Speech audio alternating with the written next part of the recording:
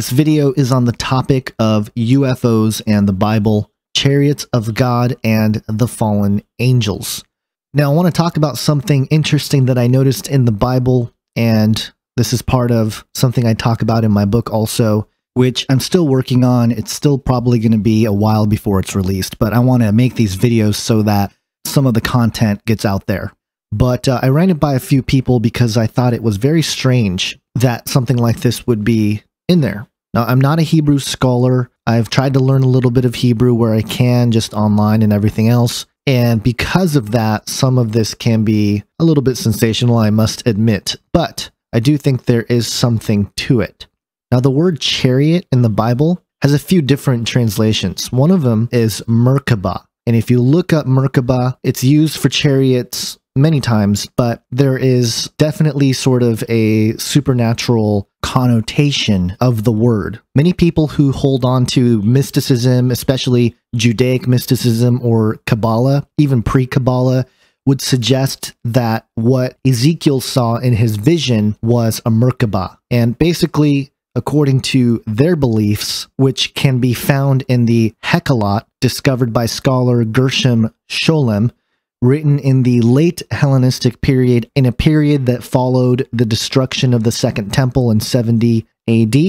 And basically through this teaching, which is pre-Kabbalah Jewish mysticism, it taught that the Merkabah was this idea of a vessel to God, a vessel that would take you on a journey to God, or a vessel for a man to bring divine powers down to earth. So it definitely was a movement that occurred out of priestly mysticism, and there's some evidence of a lot of these writings in the Dead Sea Scrolls. So there are some different implications for the Merkabah, and there's been a lot of esoteric teachings on it. But that's not what I want to talk about really in this video. I want to talk about another translation for the word chariot that is found in the Bible in particular passages that I want to point out.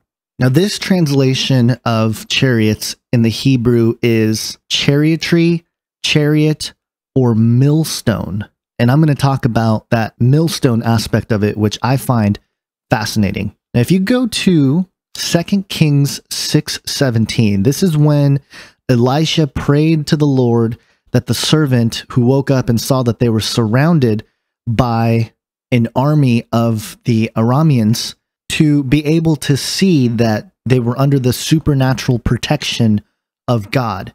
And if you look at verse 17, it says this, "And Elisha prayed and said, Lord, I pray thee open his eyes that he may see. And the Lord opened the eyes of the young man, and he saw, and behold, the mountain was full of horses and chariots of fire round about Elisha." Now, the chariots of fire, these are obviously God's chariots. But again, it makes me wonder because one of the translations is millstone. Now, before I get too far into this, let me show you a couple pictures of a millstone.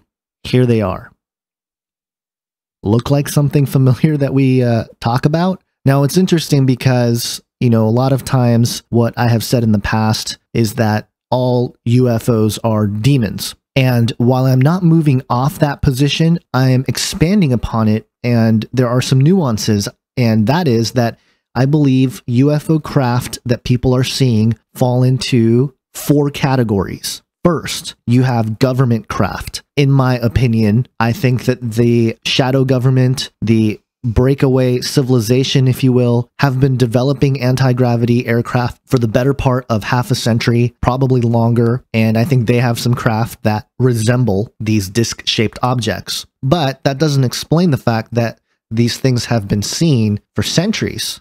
For example, according to some reports, in 329 BC, Alexander the Great recorded 2 great flying shields. And while the story is perpetuated by a lot of UFO enthusiasts, there isn't really a good source for it, but it is an interesting thing to consider that if he saw a couple flying shields, what could they be? There are also interesting reports from old Egyptian papyri, parts of the annals of Thutmose III, who reigned around 1504 to 1450 BC. It reports of seeing a circle of fire that was coming in the sky.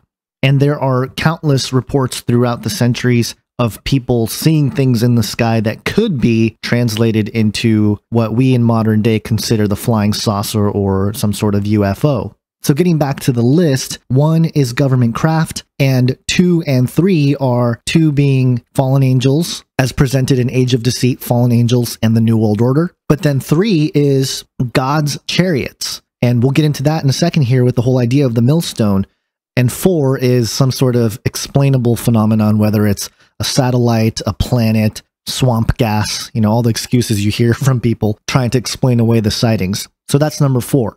But getting back to this idea of the millstone in the Bible, the reason why we know that this isn't just imagery of some sort is because earlier in 2 Kings 2, verse 11, we read about Elijah, which, came before Elisha. And if we read it happen there, it's pretty spectacular. It says, "And it came to pass, as they still went on and talked, that behold, there appeared a chariot of fire and horses of fire, and parted them both asunder. And Elijah went up by a whirlwind into heaven." Now, I happen to think that this is some sort of extra-dimensional portal that the whirlwind is. Maybe not so much like a vertical one, but a horizontal one. And, maybe it appears to look like, what we've seen with maybe something like the Norway Spiral. I'm not saying the Norway Spiral was a portal, but I'm saying it might have looked something like that. But again, this idea of chariots of fire and horses of fire is mentioned. And so we know that it is supernatural in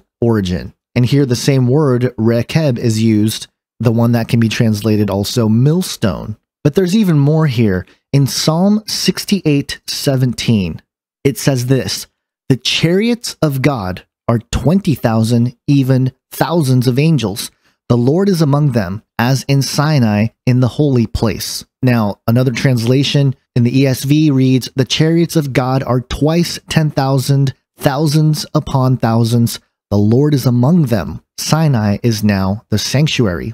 And if you read the surrounding verses, let me read for you from verse 15 through 18 in the ESV version. "O mountain of God, mountain of Bashan, O many peaked mountains, mountain of Bashan, why do you look with hatred, O many peaked mountain, at the mount that God desired for his abode? Yes, where the Lord will dwell forever. The chariots of God are twice 10,000, thousands upon thousands. The Lord is among them. Sinai is now in the sanctuary. You ascended on high, leading a host of captives in your train and receiving gifts among men, even among the rebellious, that the Lord God may dwell there." So again, it's very interesting to consider that there are chariots of God twice 10,000, thousands upon thousand. Twice 10,000, that's 20,000 chariots of God. Now, I'm not saying we should believe everything we see and hear, especially from NASA, but there are some very interesting pieces of footage, especially from the STS-75, where a large tether, which was supposed to be miles long, broke off and flew out into space. And here's the clip of STS-75 looking at that tether. Check it out. Well, the long line is a tether, and there's a little bit of debris that kind of flies with us, and it's illuminated by the sun at such low angle. So there's a lot of stray light, and it's getting washed out quickly, but Claude is trying to do a quick, good job here adjusting the cameras. Now, these could just be space debris and nothing more, but I think it's fascinating that there is this footage from outer space, the STS-75, where you see disc-shaped objects with a hole in the middle, kind of like a millstone, fly past this thing. Now, this thing is supposed to be miles and miles long, and so when you see this huge object float through here, it makes me wonder. And I'm not saying that these are God's chariots. I'm not saying that they are fallen angels. I'm not even saying that they're UFOs necessarily.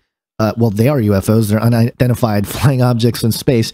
But I'm not saying that they're flying saucers or intelligent objects or whatever. But I mean, short of being debris or, maybe there's Pac-Man in outer space or something, there's something to this. And it's just curious that in the Bible, there is reference to 10,000, 20,000 chariots of God. And that word chariots can be translated into millstone. And there's this footage from NASA that allegedly has these weird objects flying through space that look like millstone.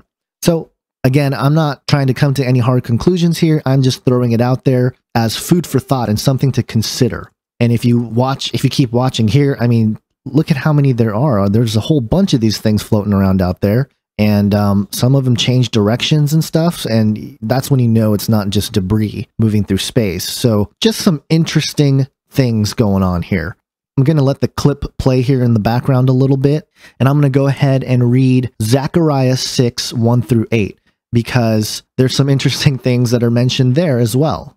And I turned and lifted up mine eyes and looked, and behold, there came 4 chariots out from between 2 mountains, and the mountains were mountains of brass. In the first chariot were red horses, and in the second chariot black horses, and in the third chariot white horses, and in the fourth chariot grizzled and bay horses. Then I answered and said unto the angel that talked with me, What are these, my lord? And the angel answered and said to me, These are the 4 spirits of heaven, which go forth from standing before the Lord of all the earth. The black horses which are therein go forth into the north country, and the white go forth after them, and the grizzled go forth towards the south country. And the bay went forth and sought to go, that they might walk to and fro through the earth. And he said, Get you hence, walk to and fro through the earth. So they walked to and fro through the earth. Then cried he upon me, and spake unto me, saying, Behold, these that go toward the north country have quieted my spirit in the north country. So your initial reaction might be, oh, are these the 4 horsemen of the apocalypse, the revealing of Jesus Christ, of the first 4 seals in the book of Revelation? No, they are not. Because if you notice and read carefully, these horses were inside the chariots. And we know that these horses are the spirits of God, as the angel tells Zechariah, the prophet. So what we're looking at here is literally the spirits of God being explained as horses, which makes sense if we go back to the last passage and see how there were horses and chariots of fire, that these are the 4 spirits of heaven. So again, there's this supernatural element that they are of God, not just fallen angels. If you look at Joel 2, in the Joel 2 army, verses 4 and 5, it says this, The appearance of them is as the appearance of horses, and as horsemen, so they shall run. Like the noise of chariots, and interestingly, this version of chariots is Merkabah. Like the noise of chariots on the tops of mountains shall they leap, like the noise of a flame of fire that devoureth the stubble, as a strong people set in battle array.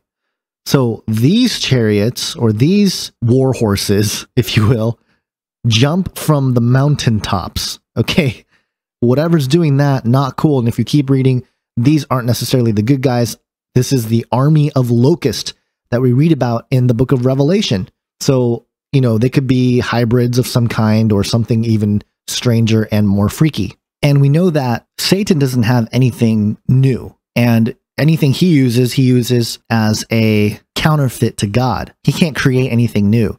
And so this is why I think he and his fallen angels have been in the ear of these inventors and people, at least in the last 100 years, trying to get them to build the technology so that they can possess it, so the demons can possess it, and they can open, and again, you know, things like Cern that we've talked about, they can open portals so they can come through in some fashion. But the last thing I want to look at here is the ephah. In Zechariah 5, verses 5 through 8, there's a very interesting passage. And some of you might go to Zechariah 5 and say, what about the flying scroll? But I think the flying scroll, while it's still pretty big, is an interesting thing to consider. I don't think it was necessarily a UFO. Now, you've heard cigar-shaped UFOs and stuff like that. But if you look at the dimensions of the flying scroll, translated into feet, is 20 cubits long, 10 cubits wide. It's 30 feet in length and 15 feet in width. So pretty big, I would say. I guess potentially it's some sort of, you know, you can call it a UFO or a cigar-shaped UFO. And I'm open to the possibility, but I think a flying scroll is a flying scroll. But let me get back to the ephah here. Now, the ephah, we read Zechariah 5, 5 through 8. Here's what it says. Then the angel that talked with me went forth and said unto me, Lift up now thine eyes and see what is this that goeth forth. And I said, What is it? And he said, This is an ephah that goeth forth. He said, Moreover, this is their resemblance through all the earth. And behold, there was lifted up a talent of lead. And this is a woman that sitteth in the midst of the ephah. And he said, "This is wickedness." And he cast it into the midst of the ephah, and he cast the weight of lead upon the mouth thereof. Now here is an image of the ephah. What does that look like to you? So here we have another object that looks kind of like a disc-shaped UFO, and that this is their resemblance through the earth. This is what it looks like through the earth, and there is a woman inside who is wickedness. This is wickedness. So again, very interesting stuff in the Bible concerning UFOs, and I'll share with you one last thing that I find fascinating, and that comes in judgment of Babylon. So if we go to Revelation chapter 18, verse 21, and then later it's mentioned again in 22, but verse 21 is the main one here. And I'm going to read 21 and 22. "And a mighty angel took up a stone like a great millstone, and cast it into the sea, saying, Thus with violence shall that great city Babylon be thrown down, and shall be found no more at all." Verse 22, "And the voice of harpers and musicians, and of the pipers and trumpeters, shall be heard no more at all in thee, and no craftsman of whatsoever craft he be, shall be found any more in thee, and the sound of a millstone shall be heard no more at all in thee." So isn't it interesting that a mighty angel here to judge and put an end to Mystery Babylon picks up a mighty stone that's like a great millstone and casts it into the sea? Could this be some kind of mothership going on? And of course, there's this image out there. Again, I don't know if this is real or not. I'm just sharing interesting things that the UFO and alien people talk about. There is supposedly an image that was released by the Brasilia Planetarium that shows this ridiculously huge 3,000-mile craft from the ISS, the International Space Station. Now, again, I don't know if this is real, but if it is, whoa, there's your thing that looks like a millstone. Could it be some kind of mothership that's being stored or hiding somewhere in our atmosphere over the oceans? And could it be that the thing gets cast down into the sea as part of the judgment of Mystery Babylon? So these are just some thoughts I wanted to share because a lot of people have asked me questions about UFOs in the Bible.